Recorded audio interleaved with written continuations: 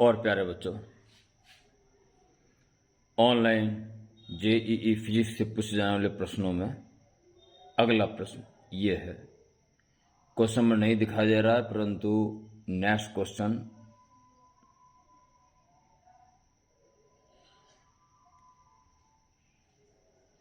ये 48, तो ये रहा होगा 47, तो ये रहा होगा 46। तो 46 प्यारे बच्चों ये क्लीन हो गया।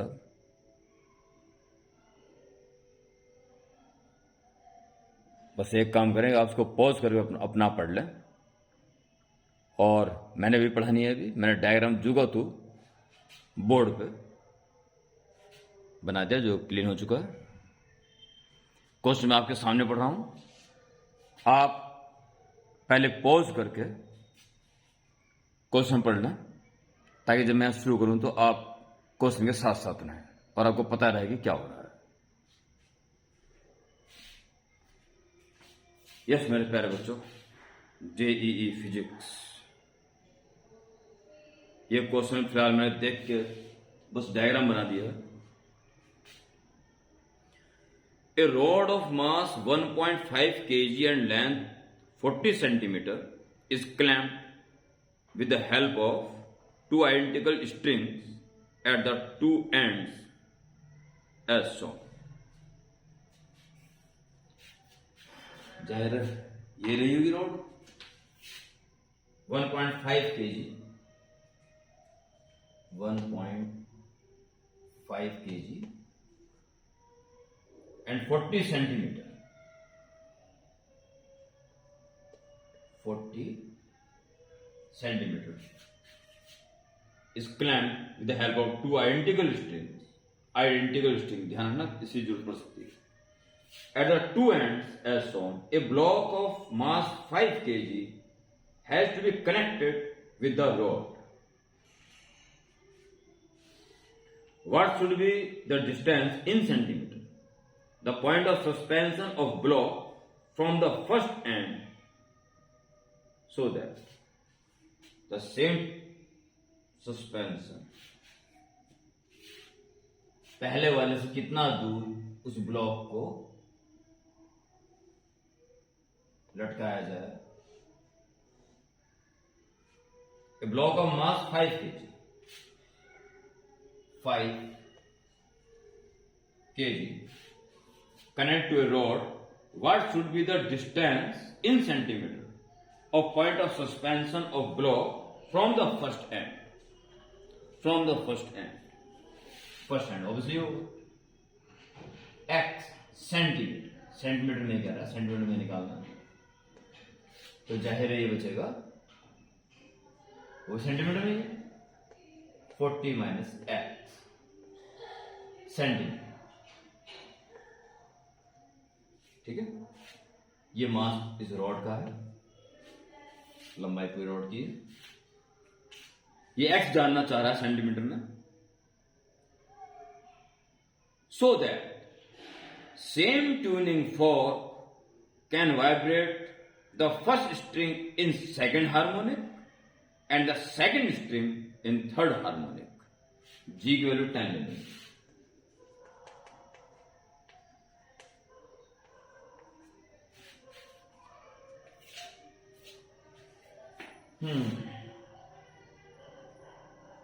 हार्मोनिक यूज कर रहा है, ठीक है। तो फर्स्ट स्ट्रिंग इन सेकंड और थर्ड फर्स्ट स्ट्रिंग होनी चाहिए सेकंड हार्मोनिक। भाई ये और यहां तो नोड ही बनेंगे ना, तो फंडामेंटल नोड दिया जाएगा और ये होगा सेकंड हार्मोनिक और इसमें चाहिए थर्ड।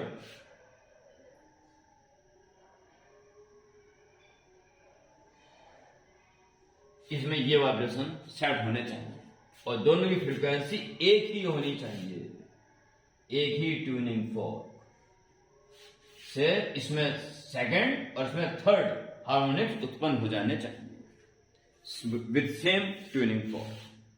ऐसा वो कह रहा है, इस पर्पज से एक्स क्या हो। बड़ा प्यारा और एडवांस लेवल का क्वेश्चन है। देखिए कैसे करेंगे इसको।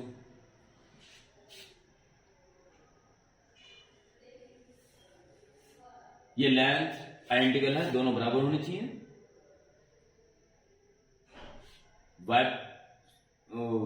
फ्रीक्वेंसी दोनों की एक होनी चाहिए, एन मान लीजिए, एन फ्रीक्वेंसी का ये आपका ट्यूनिंग फॉर्क है। लैम्डा निकाल दीजिए, लैम्डा ये दोनों का एक ही है, तो टेंशन वाली बात होनी चाहिए इसमें, टेंशन निकालना पड़ेगा आपको, ठीक है। कुल मिला के ये lambda by two, lambda by two, ये पूरे लैम्डा के इक्वल है। इसमें लैम्डा 1 मान लीजिए, इसकी वेवलेंथ, इसमें लैम्डा 2 मान लीजिए, ठीक है। और आपका वेव की स्पीड होती है √T/m, m आइडेंटिकल है दोनों में। अब आप इसमें टेंशन निकालिए, बस पहला काम टेंशन निकालने का। T1 प्लस T2 दोनों मिलके बैलेंस कर रहे हैं इसका वेट प्लस इसका weight, 1.5 kg plus 5 kg, 6.5 into g. Weight है ना, ये मास है। जी और 10 कह रहा, ये आ गया आपके पास 65 न्यूटन। ओके, दूसरा लीजिए आप टॉर्क की हेल्प से, ठीक है, क्योंकि T1 T2 इंडिविजुअल चाहिए आपको, तो टॉर्क की हेल्प लीजिए। तो टॉर्क में अब आपको यहां देखिए इसका मिड पॉइंट, अगर आप इसके रिस्पेक्ट में लेते हो या किसी एक के रिस्पेक्ट में ले लो, वो अच्छा रहेगा। इसको ए बी मान लीजिए, ए बी, तो नेट फोर्स 0 था, तो ये हो गया। नेट टॉर्क भी 0 होना चाहिए किसी के भी अबाउट, तो एक अबाउट ले लीजिए, अच्छा रहेगा। एक अबाउट लीजिए तो टेंशन T1 तो 0 हो जाएगा, T1 इंटू 0, बाकी ये 5 और इसका वेट का टॉर्क तो ऐसे बनेगा क्लॉकवाइज, और टेंशन T2 से बना हुआ एंटी क्लॉकवाइज बनेगा। तो क्लॉकवाइज एक तरफ आएंगे, एंटी क्लॉकवाइज दूसरी तरफ। पहले इसका देख लीजिए, 5g weight into perpendicular distance x upon 100 कर लेना, क्योंकि ये न्यूटन में है तो मीटर में होना चाहिए। वैसे वो है इक्वलिटी आएगी तो कोई जरूरत नहीं पड़ेगी इसी पर, करने में कोई दिक्कत नहीं। प्लस इसका वेट कितना है 1.5g, और डिस्टेंस से यूनिफॉर्म रोड है तो मिड पॉइंट पे पड़ेगा, तो 20 सेंटीमीटर इंटू 20/100, ये होगी 2 torque clockwise should be equal to anticlockwise, T2 into perpendicular distance पूरी 40 सेंटीमीटर। ओके, इसे T2 निकाल, S को आने दो, S अपना निकल जाएगा लास्ट में, तो आपका 100 तो एल्सियम आ जाएगा और कट जाएगा, और G की वैल्यू 10 ले लीजिए, तो ये हो जाएगा आपके पास 50x प्लस 15, 10 इंटू 15 यानी कि 300 हो जाएगा पूरा, 15 30 और 1 300 और इक्वल टू 40 T2, ठीक है। तो ये आपके पास T2 की वैल्यू आ गई, S के टर्म्स में आएगी, S के टर्म्स में आनी भी है, तो 40 से डिवाइड, 40 का डिवाइड इसमें दोगे तो 5/4x, तो इसमें डिवाइड दोगे तो 30/4 15/2, 15/2 इतना न्यूटन, ठीक है। और T1 इससे निकाल दीजिए इक्वेशन 1 से, इक्वेशन 1 से T1 आ जाएगा 65 माइनस T2, 65 माइनस T2, और T2 है 5/4x प्लस 15/2. ओके,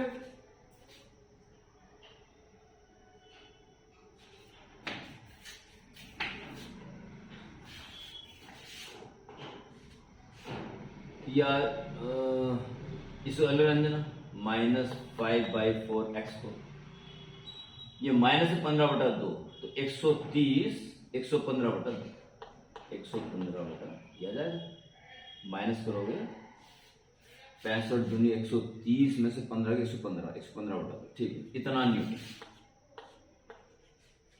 ठीक, अब वो क्या चाह रहा है कि दोनों की फ्रीक्वेंसी इक्वल है, दोनों आइडेंटिकल हैं, लंबाई दोनों की एल मान लीजिए, एल। तो इसमें देखिए स्पीड हमें दोनों की फ्रीक्वेंसी इक्वल होनी चाहिए, दोनों की फ्रीक्वेंसी इक्वल होनी चाहिए, यानी कि n1 इक्वल टू n2, ये बोथ इक्वल टू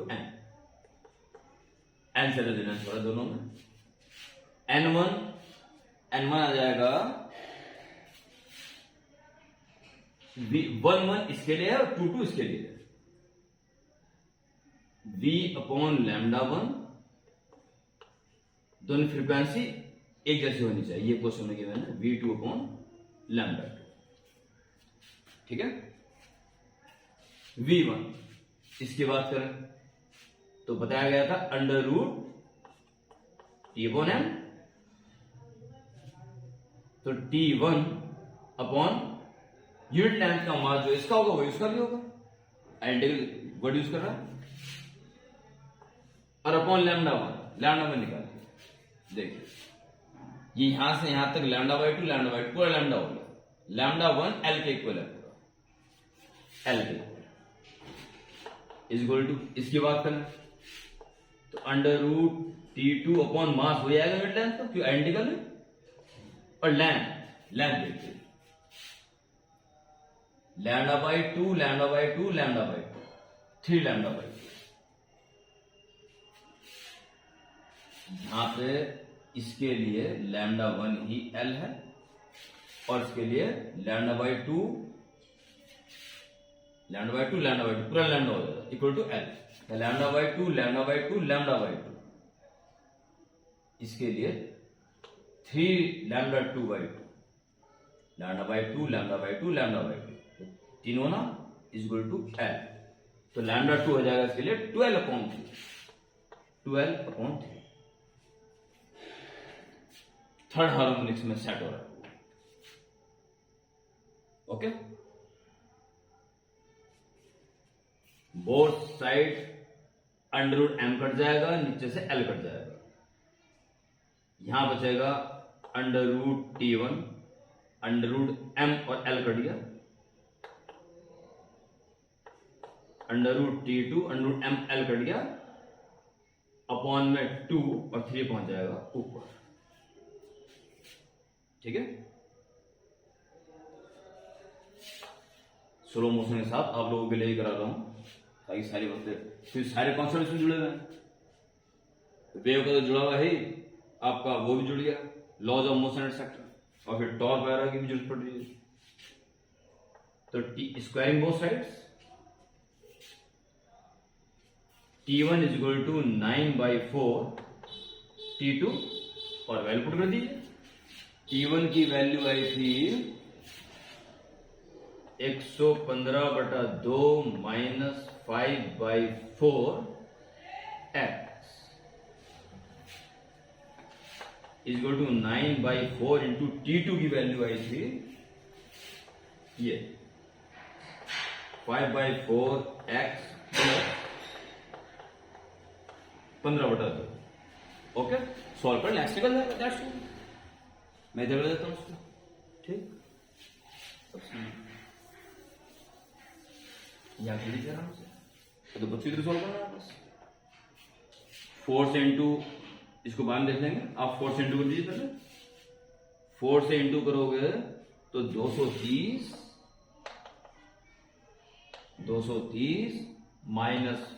-5x, ठीक है, 4 से इंटू कर दिया तो 2 से कट गया, वहां 4 पूरा कट जाएगा। इज इक्वल टू जो 9 बचा, 9 के अंदर इंटू कर लीजिए, 9 बचे 45 है अपॉन 4 प्लस 15 135/2, ठीक है। 4 से इंटू करना ही अच्छा रहेगा। 0 4 दिया 12, 4 दूनी 8 है 9, 4 मुझे 20 है, और यहाँ 4 से इंटू करोगे तो 45 है plus 270, 45 plus 20 65 x is equal to 920 minus 270, 920 minus 270। कहीं यूनिट वाली तो कोई दिक्कत नहीं आ रही है, कोई दिक्कत नहीं आ रही है, क्योंकि हमने लेंथ ली थी तो चेंज कर दिया था उसको मीटर में, कोई फर्क नहीं पड़ा था उसको, नहीं ठीक है। तो यह आएगा 0 और जी 5 और 6 650, so x is equal to 10 centimetre. 10 centimetre दूर उसको लटकाना पड़ेगा, तब जाके एक ही ट्यूनिंग फोर्स से ये अपने सेकंड हार्मोनिक्स में और थर्ड हार्मोनिक्स में सेट हो जाएगा। तो मैंने बिल्कुल ही स्लो मोशन के साथ आप एज ए स्टूडेंट कराया है क्वेश्चन, सारे कॉन्सेप्ट्स में लग रहे हैं, हर चीज तसल्ली बख्श स्लो मोशन के साथ आपके हित के लिए, आपको बेटर अंडरस्टैंडिंग के लिए क्वेश्चन कराया है, इसका लाभ उठाएं।